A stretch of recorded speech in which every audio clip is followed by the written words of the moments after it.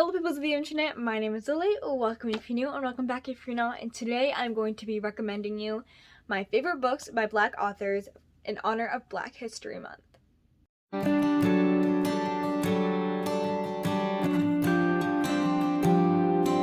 Continuing with recommendations week, I am going to be recommending you some of my favorite books by Black authors because it is Black History Month. We should be reading and recommending Black books all year, but I wanted to make a special video for this month in honor of Black History Month. So I have 9 amazing, incredible books here to recommend to you. So firstly, kicking it off with a bang because we have to, this is one of the best books I've ever read in my entire life, and that is The Hate U Give by Angie Thomas. This book is extremely important, and I think that everyone should read this. I read this almost 2 years ago, and I haven't thought the same since. This follows Star Carter, and she witnesses the death of her best friend, or her childhood best friend. They're both Black, and she witnesses this from this white police officer, and her best friend has done nothing wrong, but the police officer shoots him anyway. And it's just Star dealing with that, and then the aftermath of it. And it is incredibly important, such an impactful read. And if you have not read it yet, I think you definitely should. It is absolutely incredible, and it is such a difficult read, but it is worth every single page. Following The Hate U Give, I also have to recommend Concrete Rose, once again by Angie Thomas. This follows Star Carter's father when he was a kid, and by kid I mean like 18, and it's just, Maverick is a mess. He's a mess. Maverick, is it Maverick or Maverick? I'm not sure, but he's a mess.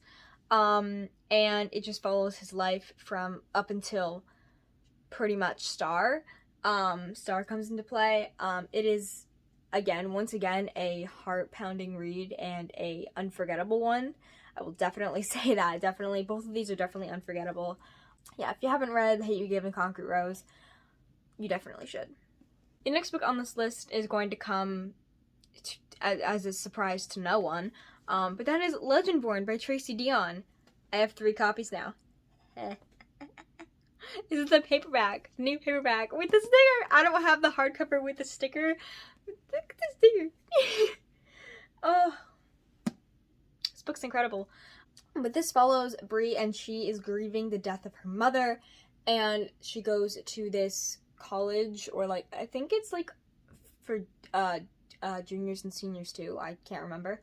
And she finds this kind of secret society called Legendborn, and she realizes that they may have something to do with her mother's death, and that her mother's death may not be an accident.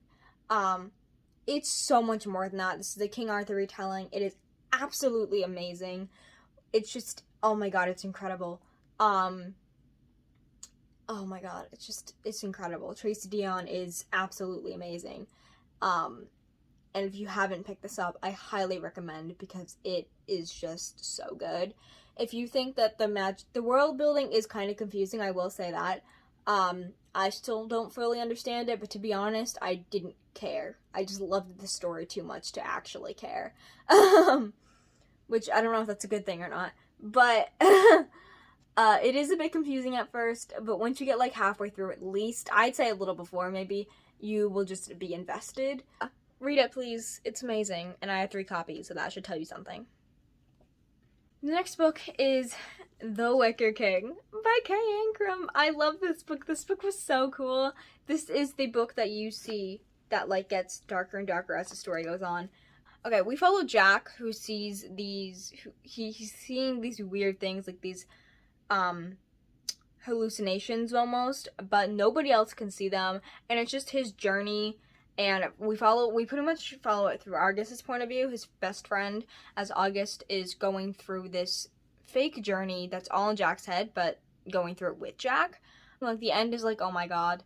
And just the things that they do, it's such a good read, though. Like, it's absolutely amazing, and the pages just get so cool. Yeah, I loved it so much. Following K. Ingram, Darling by K. Ingram. This is a Peter Pan retelling, and it is a dark Peter Pan retelling. It's along the lines of that, like, but this, it follows Wendy, and she is, like, new to Chicago, and Peter, like, comes through her window and is like, hey, you wanna, let's go.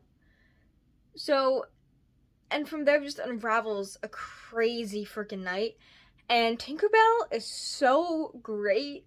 These characters are just, I love them. Except for Peter. I don't like him very much. I never did. He's kind of weird. He's sus. Can't tell you why, though, because you have to read it. But the Lost Boys in here and Tinkerbell, they're all just so perfect, and I love them all. It was great. This is a thriller, by the way. The next book on this list is Rise to the Sun by Leah Johnson. You're probably wondering, why don't I have You Should See Me in a Crown on this list? And that is because I mentioned it in my Monday video, and I don't want to repeat myself because you guys would get sick of me.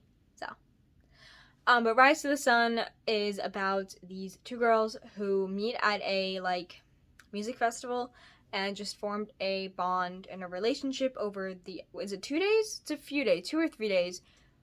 Music festival. It's just adorable. I loved it. It's very, there are a lot of hard topics in it. I definitely think that it is darker, like, in the topics than You Should See Me in a Crown. You Should See Me in a Crown is a bit fluffy, except for, like, the sickness aspect of it, with her brother being sick.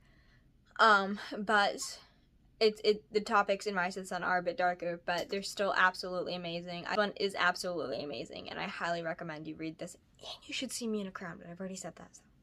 The next one is Clap When You Land by Elizabeth Acevedo. I do not have this anymore because I was never going to reread it, but I do think it's really good. I don't love it as much as most people, but I think that I donated it to a book drive at my school, so I feel like other people would find themselves in it more than I can and did. But this follows these two people, they're sisters, though they don't know it. Their father dies, but their father lives in, like, the Dominican Republic and is in New York. I can't remember where the other place is set, but he goes back and forth, but he dies on the way back to one of the places, and then the sisters find out about each other, and it's just really good. It's told in verse, as most Elizabeth Acevedo books are. Not all of hers are, though. With the Fire on Hyacinth, I still think it's an important read, and I think that you should read it because she's a great writer. The next book on this list is The Taking of Jake Livingston by Brian Douglas. This is a horror, as you can tell from the cover, and it's about Jake, he's a medium, he can see the dead, but then a vengeful ghost just comes and just wants to possess him. It's very dark. I read it very quickly, but this is very good. I read this in like 2 days. It's very good. It's very fast-paced, and if you like, it's also very dark. Like, trigger warnings for sexual assault, suicide, school shootings, yeah, so much. It's so dark, but it's really good, and if you can handle that stuff, I recommend this book. Trigger warnings for, like, bugs. Like, at one point, there's bugs, like, crawling all over somebody, or, like, they think there is, and it's absolutely disgusting. So if you don't like that, trigger warning for that. I think it happens, like, once, but it's truly disgusting. So, yeah. It's really good. It's so interesting and different and really hard to read, but it's very good. So, yeah.